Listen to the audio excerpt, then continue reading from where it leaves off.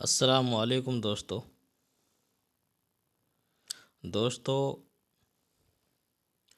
आज मैं आपको एक ऐसी साइट दिखाने वाला हूँ जिसका बहुत बेहतरीन इतिहास है और इस जगह के इतिहास से हमारे हिंदुस्तान का इतिहास भी जुड़ा हुआ है। और इस जगह को कोटला का किला कहा जाता है। ये कोटला का किला काला पहाड़ में स्थित है जिसको अरावली पर्वत कहा जाता है और ये डिस्ट्रिक्ट नूह में है। तो दोस्तों, मैं आपको बताऊं, इस किले को बहादुर नाहर का किला कहा जाता है और ये किला बहादुर नाहर का है। और ये जो कहानी स्टार्ट होती है, सन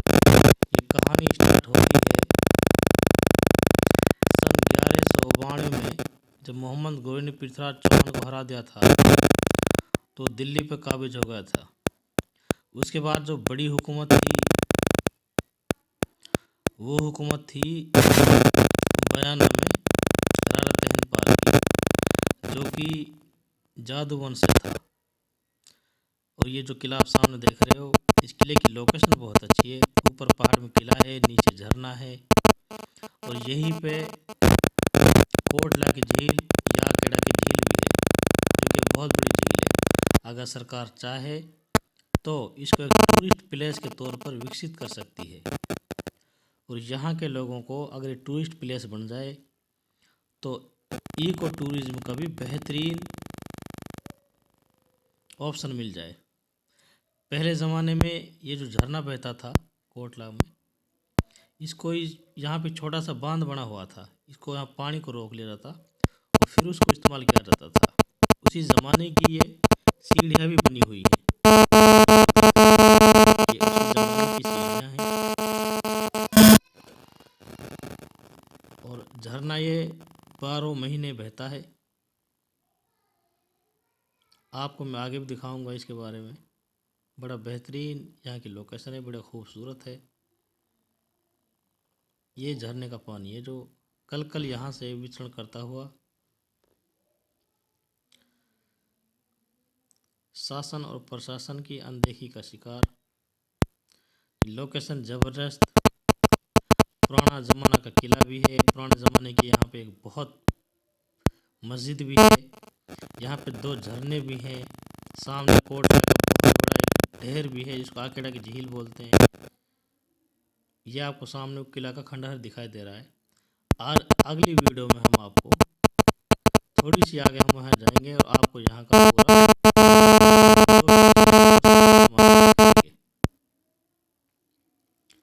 ये इसके नीचे का हिस्सा है। बहुत बेहतरीन है, अच्छी लोकेशन है।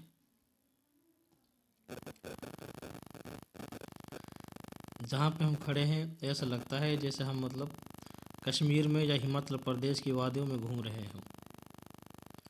बड़ी खूबसूरत वादियाँ हैं यहाँ की। और आज जब हम आए तो मौसम सर्दी का था। थोड़ा नज़दीक से भी हम आपको इस झरने को दिखाएंगे। ये आप देख ही रहे हो, झरने का पानी चल रहा है, बड़ा साफ सफाक पानी है। और यहाँ जो कोटला गांव के बाशिंदे हैं वो ज़्यादातर इसी पानी को यूज करते हैं, इस पानी को पीते हैं।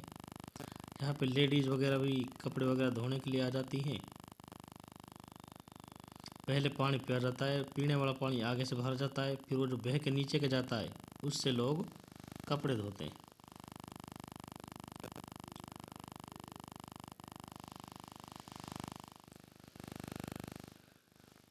उस ज़माने में पानी का मेन सोर्स ये आकेड़ा की झील, पानी का मेन सोर्स ये झरना था। ये झरना बह रहा है, कितना खूबसूरत झरना है और कितनी खूबसूरत इस जगह की लोकेशन है। मैंने जो पहले कहा था कि ये जगह कश्मीर और हिमाचल प्रदेश और आप कहीं और टूरिस्ट प्लेस को भी फेल करती है। सही तरीक़ा से ये विकसित हो जाए तो यहाँ सरकार को भी आय हो और यहाँ के लोगों को भी आय हो जाए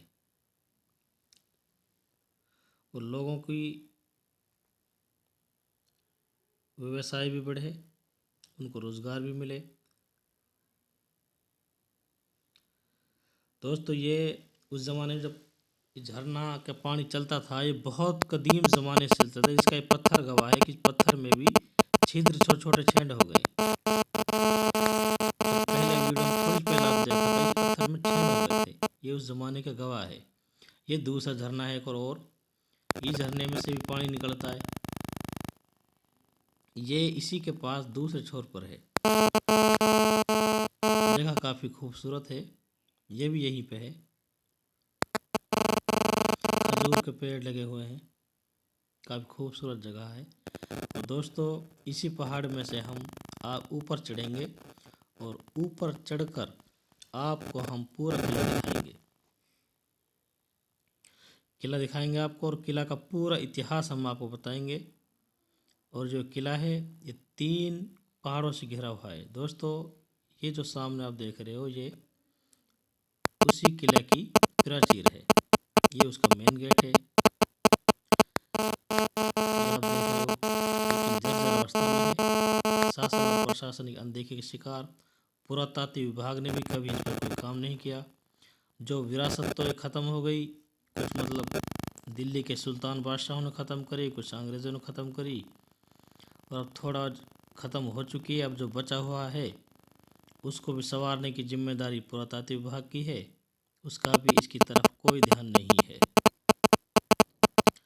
दोस्तों ये इसका दरवाज़ा है, बड़ा मजबूत दरवाज़ा था लेकिन बिल्कुल जर्जर अवस्था में कभी भी गिर सकता है।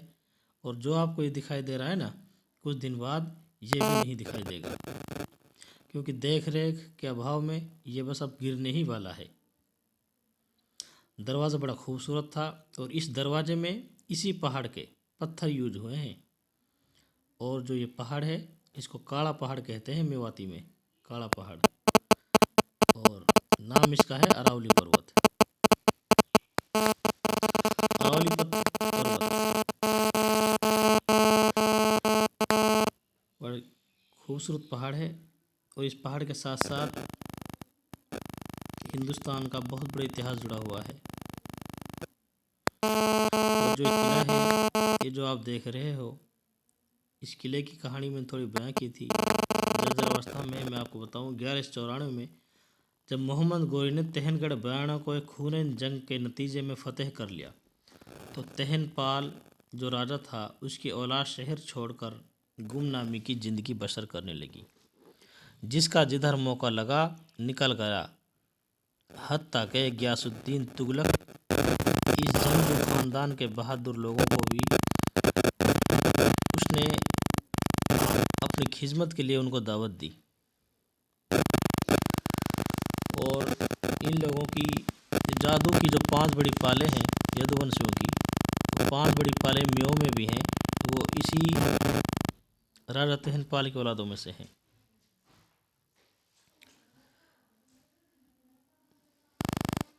ये जो किला के जो इतिहास है ये बहादुर नाहर से जुड़ा हुआ है। और बहादुर नाहर बयाना के बाद बहादुर नाहर का जो पिताजी था बयाने की लड़ाई के बाद अपने बाप दादा उनके फिर अजानगढ़ में रहे। जो अजानगढ़ में भी बार नहीं पड़ी, वहाँ से टहल कर वो आ गए। दिखाऊंगा एक पहाड़ दिखाई देगा सामने, वो पहाड़ दिखाई दे रहा है सामने, उसके परे सरेटा गांव है। वो लोग सरेटा में बस सांभरपाल जो एक राजपूत लड़का था, यदुवंशी था, शिकार का उसे बहुत शौक था।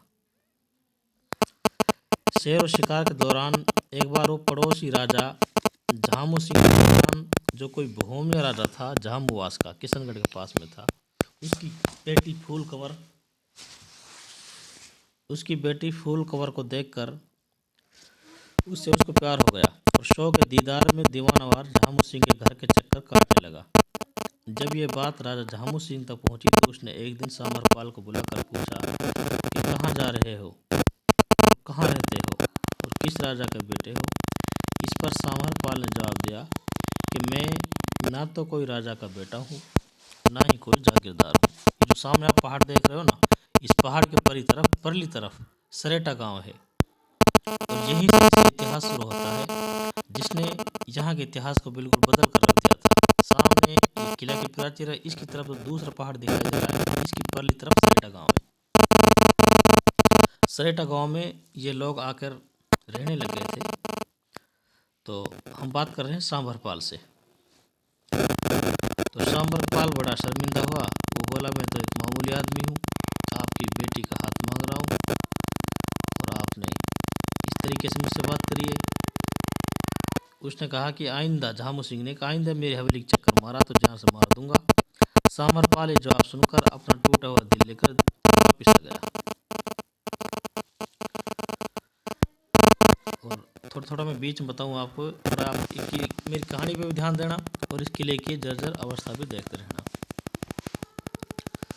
तो जब किस्मत बदलती है तो एक बार ऐसा हुआ था कि उस ज़माने का जो बादशाह था वो फिरोज शाह तुगलक था। और एक रोज़ जब वो यहाँ के निकल रहा था इस पहाड़ के साइड से, तो शिकार के गरज से वो यहाँ पे रुका और वो हाथी पे सवार था। जब फिरोज शाह तुगलक हाथी पे सवार था तो एक नाहर ने यानी शेर ने हमला कर दिया। वहाँ मौजूद सभी उसके जो सिपाही थे वो डर गए, लेकिन वहीं पे मौजूद सांभरपाल जो अपनी गाय भैंस बकरी चरा रहा था, उसने बड़ी फुर्ती से शेर पर हमला कर दिया और अपने हाथ में लिया हुआ, उसके पास चाहे बल्लम थी या तलवार थी, उसने अपने हाथ में जो भी हथियार लिया हुआ था उसको इस जोर से मारा कि नाहर के 2 टुकड़े हो गए। बादशाह की जान बच गई। इसलिए बादशाह सांभरपाल की मुस्तैदी और फ़र्ज नवाजी से बड़ा खुश हुआ और सांभरपाल के सर पर प्यार से हाथ रखा और उसने सांभरपाल को बहादुर नाहर का खिताब अता फरमाया, जिसका ये किला है। और बाद में सांभरपाल बहादुर नाहर के नाम से ही प्रसिद्ध हुआ। बादशाह की नवाजी से बढ़ने लगी तो फिर क्या था, उसने उसको जागीर भी दे दी।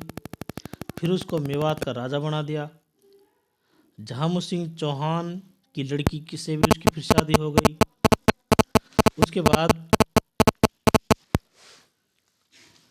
बहादुर नाहर यानी सांभरपाल दिल्ली चला गया। और जब वो दिल्ली चला गया तो वहाँ पर पीर फकीरों की वो सोहबत में आ गया।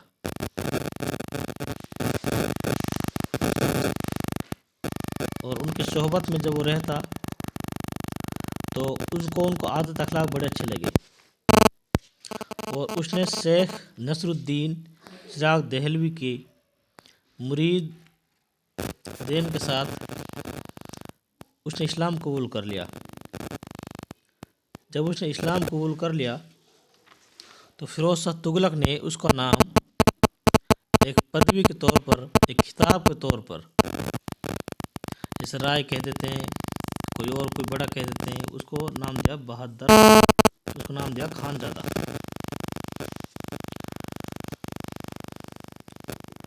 बहादुर नाहर की दूसरी रानी, जो पहली रानी थी वो तो फूल कंवर थी। और फूल कंवर से 4 बेटे हुए, शाह मोहम्मद, बहादुर खां, अलाउद्दीन, शाहब खां। बहादुर नाहर की जो दूसरी रानी थी वो बिस्वा थी, वो बिस्वा की थी। और बिस्वा दौसा के पास, भरतपुर के पास, आगरा जयपुर वाले हाईवे पे है। वो रानी बड़गुजरों की बेटी थी। इससे 3 बेटे मलिक अहरदू खां उर्फ आड़ू खां, सिराज खां और मलिक फतेहुल्ला खां उर्फ फतेह खां पैदा हुए। नाहर की तीसरी और आखिरी बीवी कोटा बूंदी की हाड़ौती राजपूतों की बेटी थी, जिसके वतन से 2 बेटे नूर खां और निज़ाम खां पैदा हुए। उसने अपनी हयात ही में अपने मकबूजा इलाकों को, मतलब उसने अपने जिंदा रहते हुए अपने जो उसके इलाके थे अपने 9 बेटों में बांट दिए।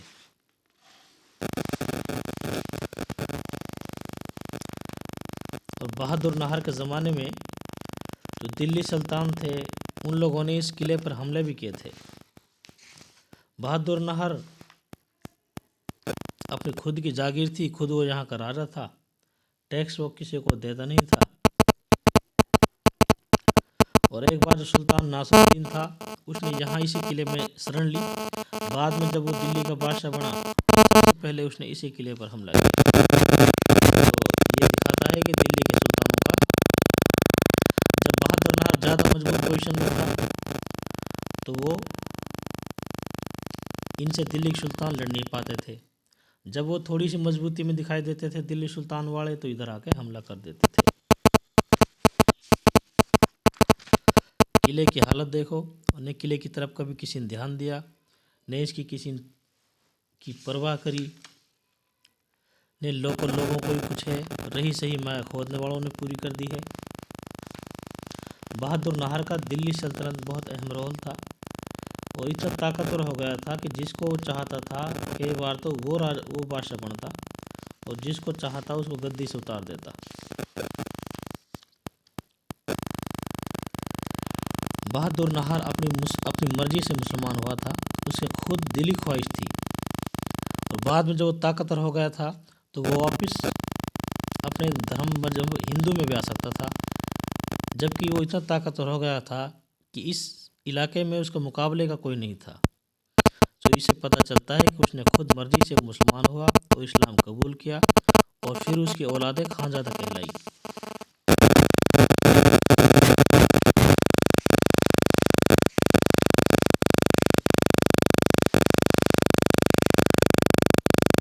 ये देखो आप, बची हुई कुछ विरासतों का कुछ ये नमूना।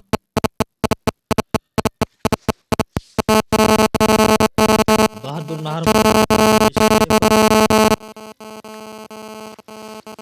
कई बार हमला भी हुआ है।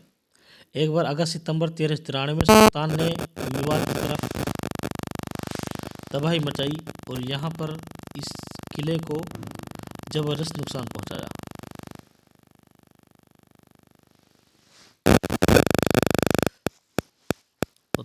एक बार खुरैन जंग हुई बहादुर नाहर की और सुल्तान महमूद की, तो उसमें बहादुर नाहर हमले की ताब न ला सका और यहाँ से निकलकर वो आगे फिरोजपुर झीर का पड़ता है, वहाँ पे झीर है, झीर के पहाड़ों में जाके छुप गया। वहाँ पे भी एक किला है, रतनगढ़ किला बोलते हैं। जब इंदौर में पहले का किला इधर इंदौर का पड़ता है, दूसरा ये कोटला का पड़ता है, तीसरा इसी पहाड़ पर नज़दीक ये रतनगढ़ किला पड़ता है। तो रतनगढ़ के किले में जाके उसने वहाँ पे जाके उसने अपने आप को बचाया और अपना संघर्ष फिर जारी रखा।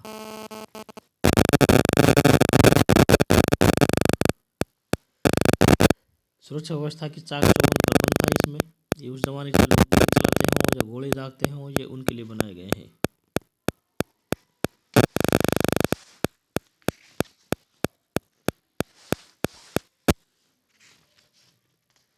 अमीर तैमूर भी इसी ज़माने में जब उस दिल्ली पर आक्रमण किया था तो बहादुर नाहर का ज़माना था, लेकिन उसने बहादुर नाहर पर उसने अटैक नहीं किया। बहादुर नाहर बहुत मजबूत था।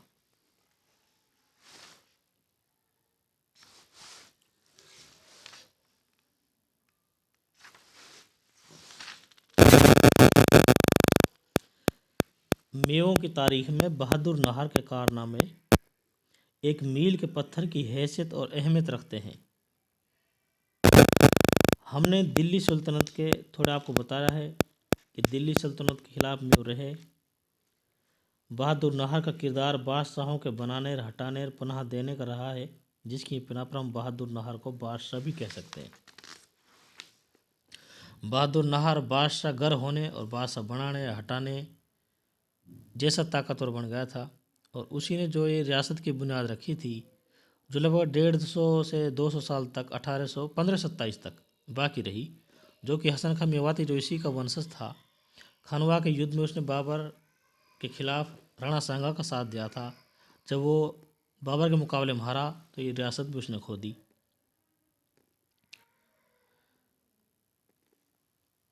और आप देखो इस किले का जवाल, इस पे कोई आंसू बहाने वाले भी नहीं है। कुछ खंडरात हैं इस तरीके के ये बचे हुए हैं। अगर इसकी थोड़ी मरम्मत कर ली जाए तो अपने इतिहास को बताता हुआ ये किला आज भी कुछ पोजीशन में खड़ा है, कुछ बिखर गया है, कुछ खराब है, कुछ चीज़ें जो इसमें बची हुई है, अगर इनको बचा लिया जाए तो इतिहास बचाया जा सकता है। बहादुर नाहर के ज़माने में जो मेवात की सरहदें थी वो नारनौल, रेवाड़ी, झज्जर से लेकर मेहरौली, मथुरा, कामा, नगर, गोविंदगढ़, लक्ष्मणगढ़ और अलवर से आगे लगभग ये वेराट तक फैली हुई थी। खिजर खां के हमलों के बारे में हमने आपको बताया है कि नारनौल पे 1411 में बहादुर नाहर का पोता अकलीम खां नाहर हाकिम था, यह भी हमें मालूम है। झज्जर का इलाका भी यानी बहादुर नाहर ने अपने बेटे शाह मोहम्मद को दे रखा था। ऐसे ही कस्बा पहाड़ी, भुसावली, डीग के नज़दीक मगरिब में खो कला भी, ये सब इलाके उसके बेटे साहब खां की जागीर थे।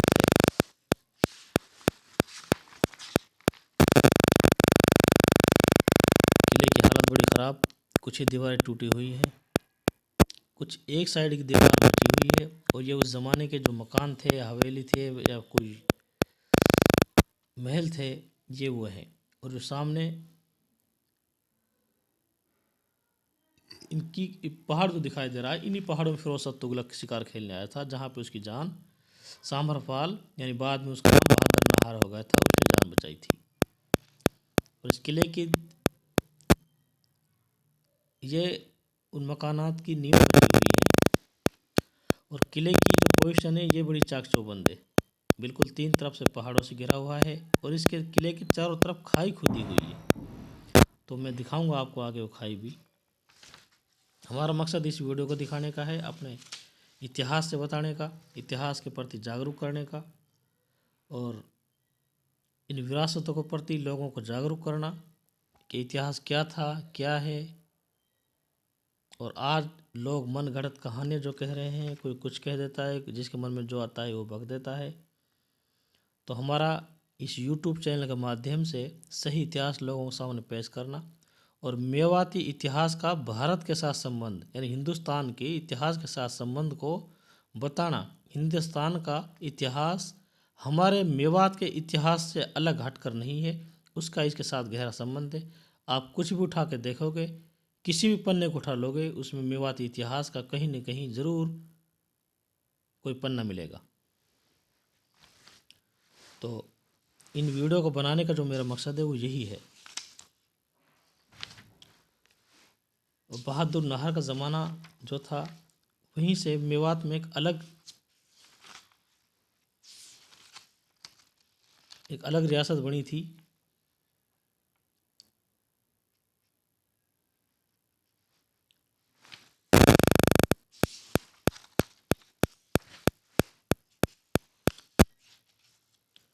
और कुछ हालत, एक हमला 1393 में सुल्तान महमूद ने किया था।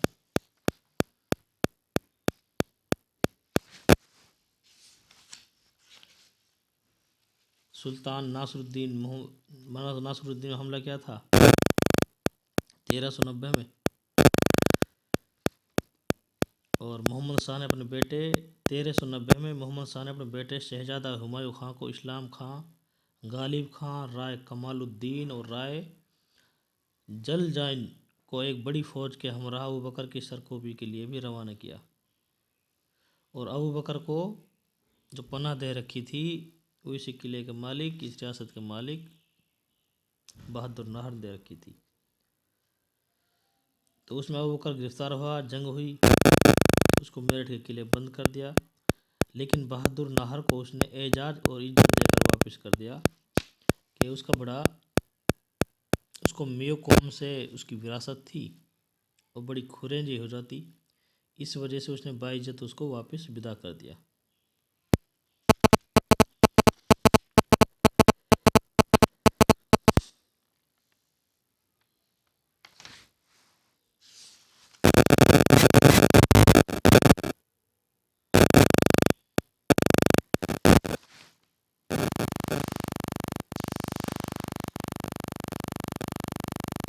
ये देखो आप, बिल्कुल दीवार बिल्कुल ख़त्म है और सामने वाली दीवार से ये बच रही है।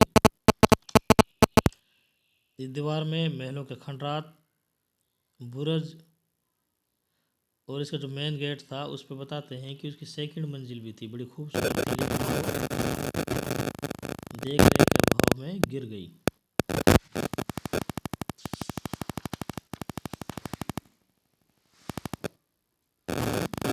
बहादुर नाहर सांभरपाल था और उसका एक भाई सोभरपाल भी था। सांभरपाल और सोभरपाल फिरोज शाह तुगलक के ज़माने में हज़रत शेख नसीरुद्दीन चिराग देहलवी के हाथ पर बैत होकर मुसलमान हुए। सांभरपाल का नाम बहादुर नाहर रखा गया और सोभरपाल का नाम छज्जू हो गया। क्योंकि बहादुर नाहर को खानजादा का खिताब मिला, इसलिए इनकी नस्लें बाद में खानजादा कहलाई। हालांकि ये मेव थे, इसलिए जब राजा हसन खां तक हुकूमत इनके ख़ानदान में रही तो ये मेव कहलाते रहे, जैसे जल्लू मेवाती, कद्दू मेवाती, अहमद खां मेवाती, हसन खां मेवाती, जमाल खां मेवाती। मेव व खानजादों का हसब नसब एक ही होने की बिना पर खानजादे मेव कौम का एक बेहतरीन हिस्सा हैं, जिनका सिजरा नसब सब एक ही है। मेवात की जो 5 बड़ी पाल हैं वो जादूवंश की हैं, और जो खानजादे हैं जिनका मोरी से आला मैंने आपको बताया है बहादुर नाहर उर्फ सांभरपाल था, वो भी राजा तहनपाल की औलाद था।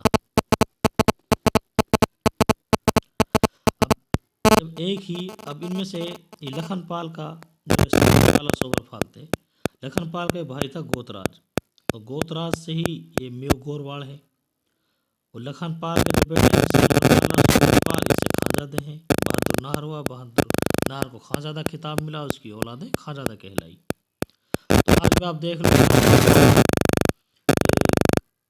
कोई बंदा है कोई भी, कहा तो उसके बाप के नाम से, उसके दादा के नाम से वो पूरा खानदान कहलाता है, और पीछे उनके और भी उसके मतलब परिवार होते हैं, हसन नसब जो होती है।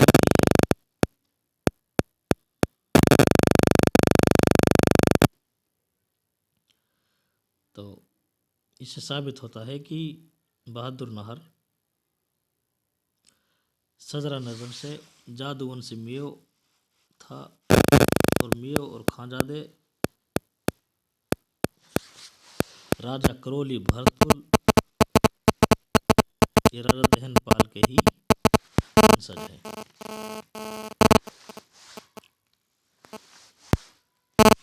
किले की हालत बड़ी ख़राब, बहुत बुरी। अपने इतिहास समेटे हुए ये किला अपनी जर्जरता पर आंसू बहाता हुआ करने वाला, ये दीवार देखो, बार बार इसने अटैक झेले, दिल्ली के सुल्तानों को अटैक झेले, अंग्रेज़ों के बीच में अटैक झेले। जहाँ से रियासत की शुरुआत हुई, स्टार्टिंग हुई, ये इस दीवार और जो पहाड़ दिखाया जा रहा है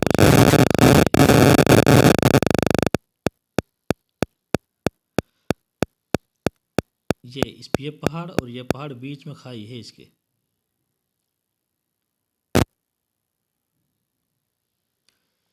ये एक बंगला टाइप सा है, ये सब होते हैं। इसकी छत गिर गई है और इसकी ये पोजीशन बची हुई है। ऐसी कुछ ढांचे, कुछ इमारतें इसमें छोटी छोटी बची हुई हैं। इनको भी बचाकर और इनको नया रूप देकर ये जगह टूरिस्ट प्लेस के तौर पर विकसित हो सकती है। मैंने पहले बताया, अब भी बता रहा हूँ। ये आपको मैंने किला दिखाया है जो आपने इस वीडियो में देखा है। मैं थोड़ा सा आपको झरने की झलक भी दिखाई, मैं आगे भी थोड़ा और विस्तार से उसको दिखाऊंगा। कोटला की बहुत बड़ी झील है, वो भी आप देख सकते हैं। उसमें नौकायन से लेकर नाव चलाने से लेकर किश्ती तक, अगर सरकार चाहे तो टूरिस्ट प्लेस के तौर पर इसको हरियाणा में बेहतरीन हब बना सकती है। दिल्ली एनसीआर के बहुत नज़दीक है, आवागमन का भी साधन है, प्रकृति की गोद में है ये जगह, बिल्कुल बड़ी खूबसूरत जगह है। ऑक्सीजन की पूरी यहाँ पे भरमार है, शांत वातावरण, बिल्कुल पक्षियों का चहचहाना, झरने का पानी साफ स्वच्छ बिस्लरी का पानी फैले झरने के आगे। ये पहाड़ सामने जो दिखाई दिया वो राजस्थान वाला पहाड़ है।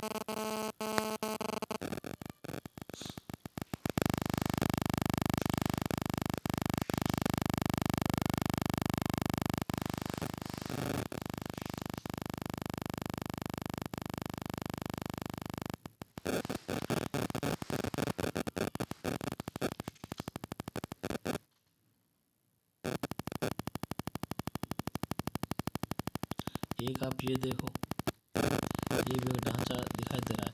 मैंने आपको ना वो चीज़ दिखाई है जो किसी और ने शायद नहीं दिखाई होगी। अब से पहले आपने कुछ देखा होगा तो जो इसकी सेफ दीवार है, लोग आते हैं भाई ये है कोटला का किला, सेफ दीवार दिखा दी हो गया कोटला का किला। लेकिन मैं आपको इसमें बहुत सारी चीज़ें दिखाई है और विस्तार से पूरा किला मैंने आपको घुमाया है। तो ये फिर दिखा रहा हूँ, ये इस किले का जो है नीचे का हिस्सा है और ये झरना वाला हिस्सा है इस किले का, यहाँ पर झरना बहता है थोड़ा इसी के नीचे जड़ों में।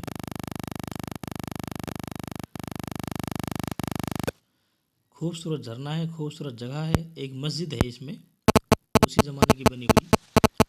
और मस्जिद खासियत ये है कि मस्जिद बगैर मतलब चूने के, उस ज़माने में चूने गारे का इस्तेमाल होता था, बगैर चूने गारे के वो मस्जिद बनी थी। और पत्थरों को काट काट के एक दूसरे के ऊपर पत्थर काट काट के लगाए गए थे बस। तो मैंने पहली वीडियो में स्टार्टिंग जब हुई थी मैंने आपको किला का ये झलक दिखाई, तो किला मैंने आपको दिखलाया है वीडियो में। फिर मैं आपको वहीं पे ले आया हूँ जहाँ से वो चश्मा चल रहा है, झरना चल रहा है। फिर मैं आपको वही जगह ले आया हूँ। बड़ी खूबसूरत जगह है और लोग यहाँ पे आया करें, इन जगहों को देखा करें।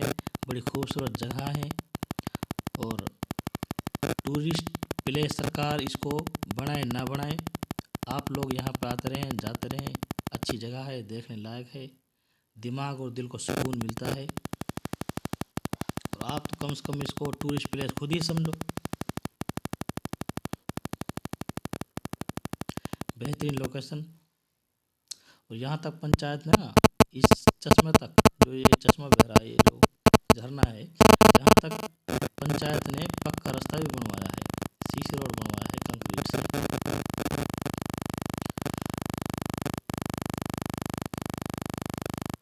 उम्मीद है दोस्तों वीडियो आपकी पसंद आई होगी।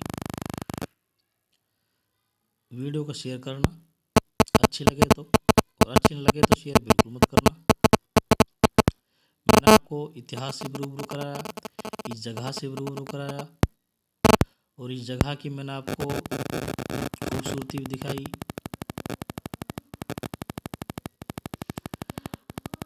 और YouTube चैनल पे वीडियो से आप देख रहे होंगे,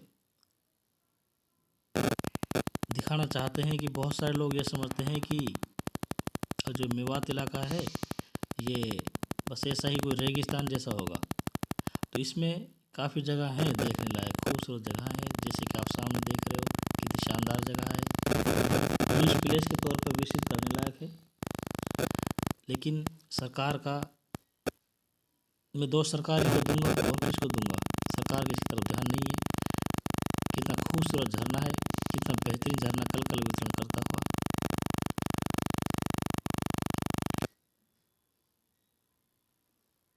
और एक ज़माना तो ऐसा था जो मैंने, ये जो झरना है, ये जो सामने अब आप देख रहे हो पत्थर, इन सब में के भर के चलता था झरना, पूरे में के यहाँ के ये फुल भर के चलता था झरना।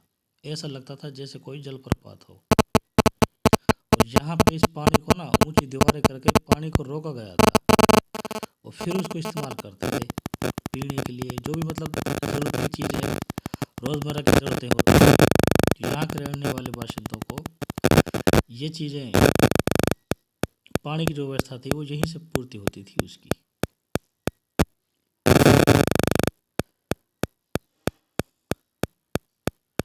उम्मीद है दोस्तों आपने देखा होगा। अपने इतिहास को थोड़ा हमने आपको इतिहास से रूबरू करवाने के लिए वीडियो बनाई, दिखलाई, किला दिखलाने का मतलब थोड़ा सा हमने आपको इतिहास भी बताया। हमारा इतिहास कैसा है, बड़ा सुनहरा इतिहास है। मेवातियों का इतिहास कुर्बानियों से भरा हुआ है, जिसकी तरफ थोड़ा मतलब उनको इतनी इज्जत नहीं मिली जितनी इज्जत की उनकी दरकार थी। कि बड़ी बड़ी शहीदियाँ मेवात ने दी हैं। बादशाह बलबन से जंग लड़ी, बहुत बड़ी जंग थी जिसमें लगभग 2 लाख तो 1 लाख बलबन के फौजी शहीद हुए तो 2 लाख मेवात भाई भी शहीद हुए। महाराणा प्रताप का साथ दिया, राणा सांगा का साथ दिया। जो कोई भी दिल्ली के सुल्तानों के खिलाफ रहता तो सबसे बड़ी जो ताकत उभर के उनके खिलाफ जंग करता तो वो यहाँ के लोकल मेव थे। और लोकल मेव ने अपने यहाँ की जो दूसरी कौमें हैं उन लोगों का साथ दिया अपने भाई होने के नाते। दिल्ली सल्तनत को वो अपनी तस्लीम नहीं करते थे, बाहर के थे। हमारे मेवात ने यहाँ उनसे भी जंग लड़ी, जिसका रिजल्ट आपके सामने है। आपने इस किले की जर्जरता देखी, इस किले की आपने अनदेखी देखी, यहाँ के लोगों की आपने गरीबी देखी, सुना भी होगा। मैं आगे आपको दिखाऊंगा भी। उसका रीज़न ये है, ये पत्थर में पहले दिखाया था, आपको दिखा रहा हूँ कि प्राचीन काल से